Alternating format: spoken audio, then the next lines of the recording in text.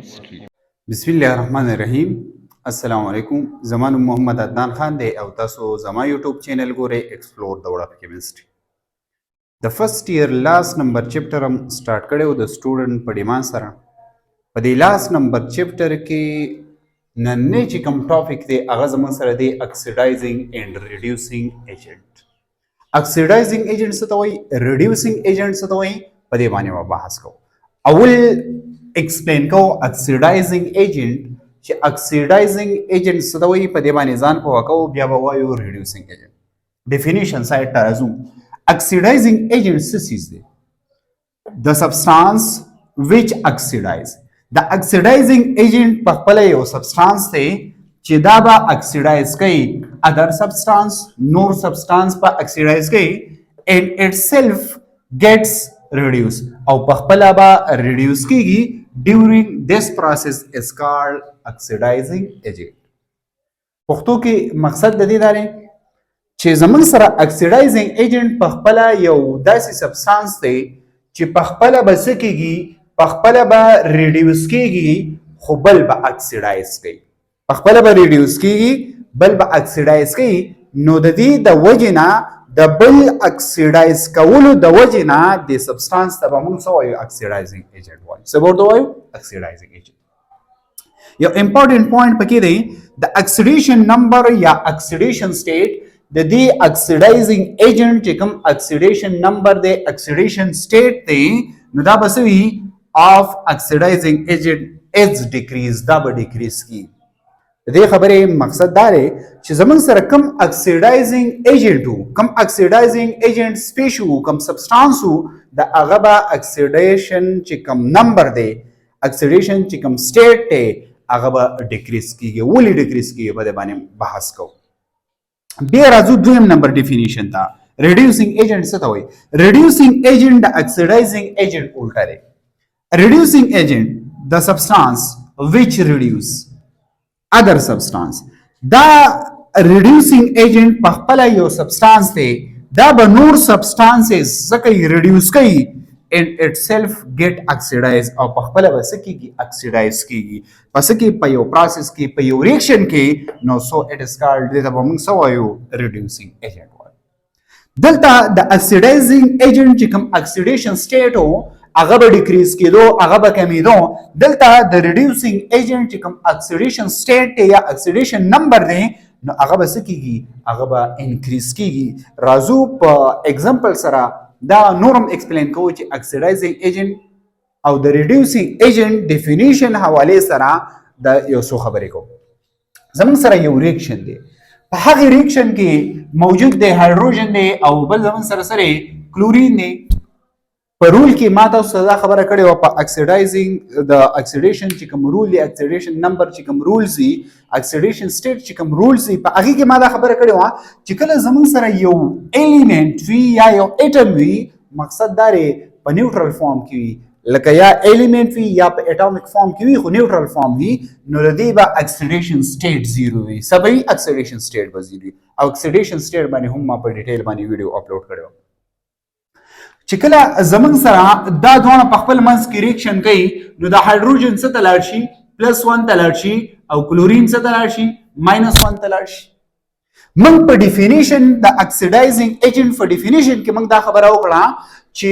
اکسیډایزینګ ایجنټ به څه وي، داسې یو سبستانس وي چې څه به کوي، ادر به څه کوي، اکسیډایز کوي، نور سبستانس به اکسیډایز کوي خو په خپله به ریډیوس کیږي. نو داسې ټایپ اف ایجنټ ته به موږ څه وایو، اکسیډایزینګ ایجنټ. او بل امپورټنټ خبره هم پکې دا کړې ده چې د اکسیډیشن نمبر اف اکسیډایزینګ ایجنټ ویل بی ډیکریز، دا به ډیکریز کیږي. راځو اوس ګورو دې خوا. دلته زموږ سره دی اکسیډیشن سټیټ 0، د 0 نه څه ته لاړې، -1 ته لاړې. دلته زموږ سره اکسیډیشن سټیټ د 0، د 0 نه څه ته لاړې، +1 ته لاړې. نو دې خو اوس وګورئ د 0 نه ماینس ته تلل دا ډیکریز شو، دا کم شو.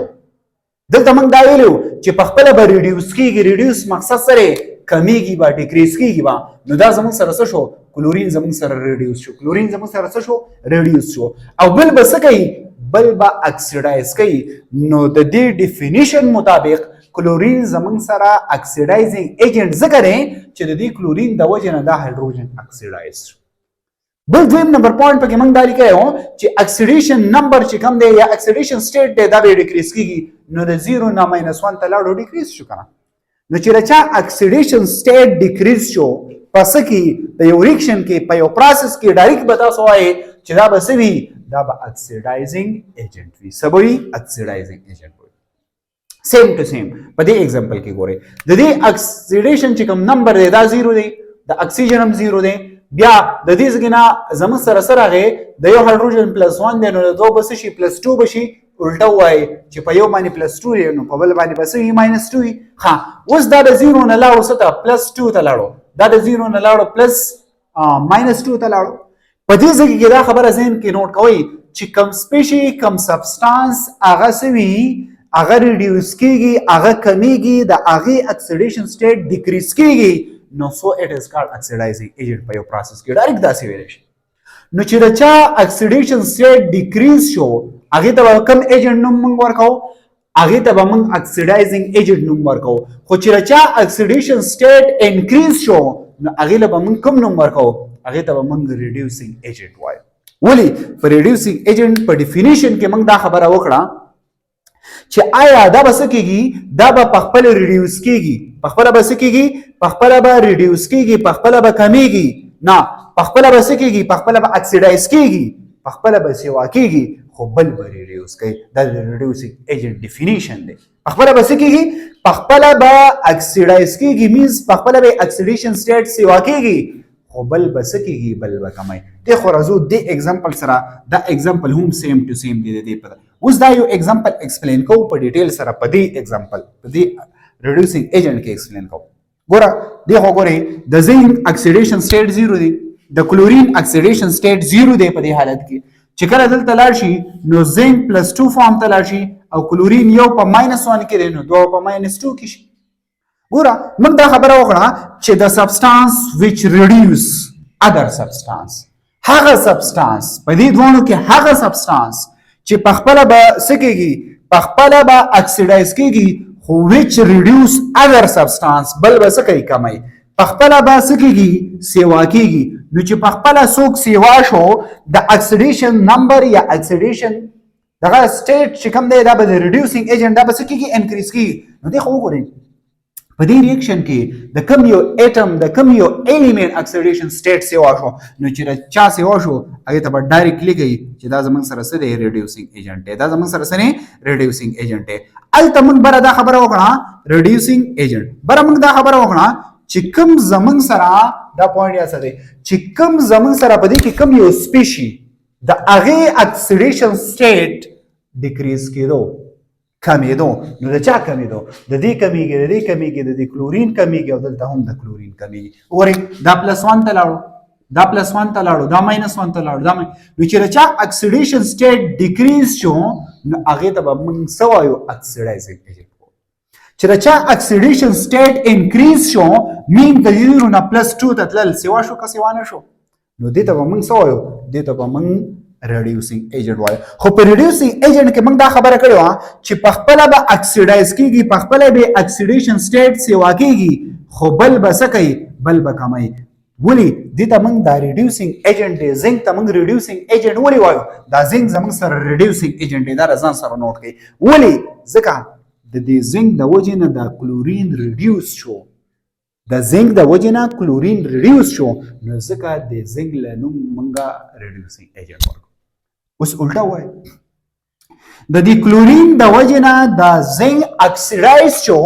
نو ځکه موږ کلورین له څه نوم ورکو ګوره چې زنک له دې ریډیوسینګ ایجنټ ورکو نو کلورین له به الټا نوم ورکې کلورین له به څه نوم ورکې کلورین له اکسیډایزینګ ایجنټ نوم ورکې څه نوم به ورکې اکسیډایزینګ ایجنټ ورکې نو دا زموږ سره په ډیټیل سره